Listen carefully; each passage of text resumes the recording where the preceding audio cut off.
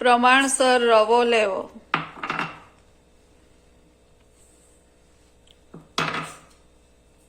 તેમાં ચપટી બેસન નાખવું.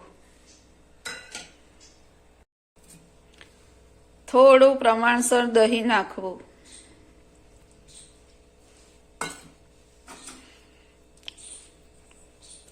પછી એને હલાવવું.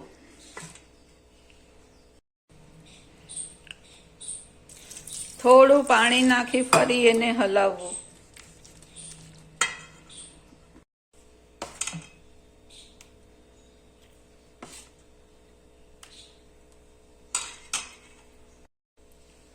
હવે એને ઢાંકી દઈ 12-15 મિનિટ રેસ્ટ થવા દેવાનું. 10 મિનિટ રહેશે તો પણ ચાલશે. 10 મિનિટ થઈ ગઈ છે.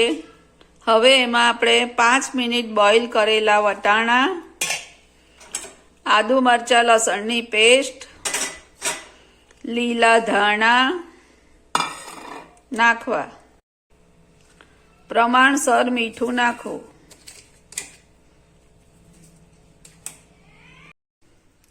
જો તમે રવાની સાથે બેસન પ્રમાણમાં વધારે લીધું હોય તો ચપટી કુકિંગ સોડા નાખવો.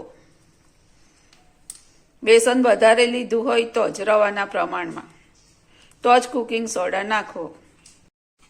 પછી એને હલાવવું બરાબર, મિક્સ કરવું બરાબર.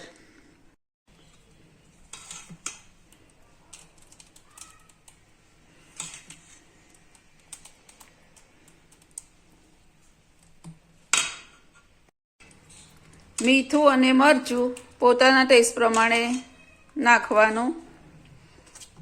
દહીં બહુ ખાટું લેવું નહીં, મોડું લેવું. ગેસ ચાલુ કરી તવાને ગરમ થવા દેવો અને ઓઇલથી ગ્રીસ કરી લેવું.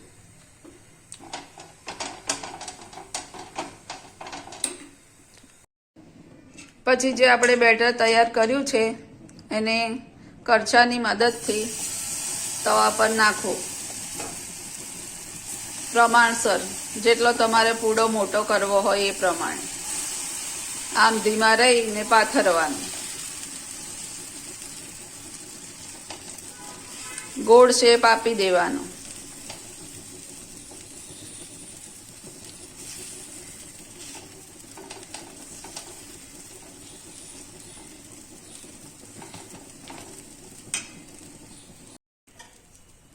તમે જોઈ શકો છો મિત્રો, થઈ ગયું છે. હવે એને આપણે પલટાવીએ.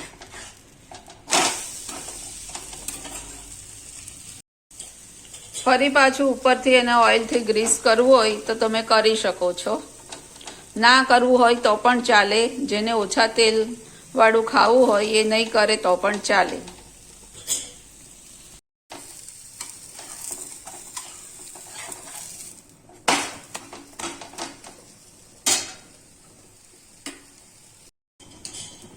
ફરી પાછા આપણે ઉપરથી થોડું ઓઇલ લગાવી દઈએ.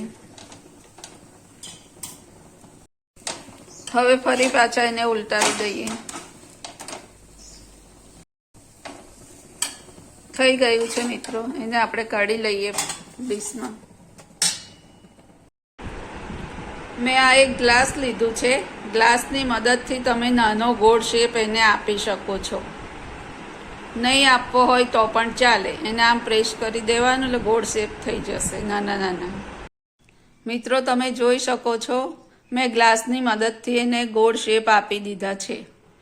અને તમે ગરમ ગરમ ટમેટો કેચઅપ સાથે સર્વ કરી શકો છો. ટમેટો કેચઅપ ન ખાવા હોય તો પણ ચાલે. તમે એમ જ પણ એને ખાઈ શકો છો આ નાસ્તો.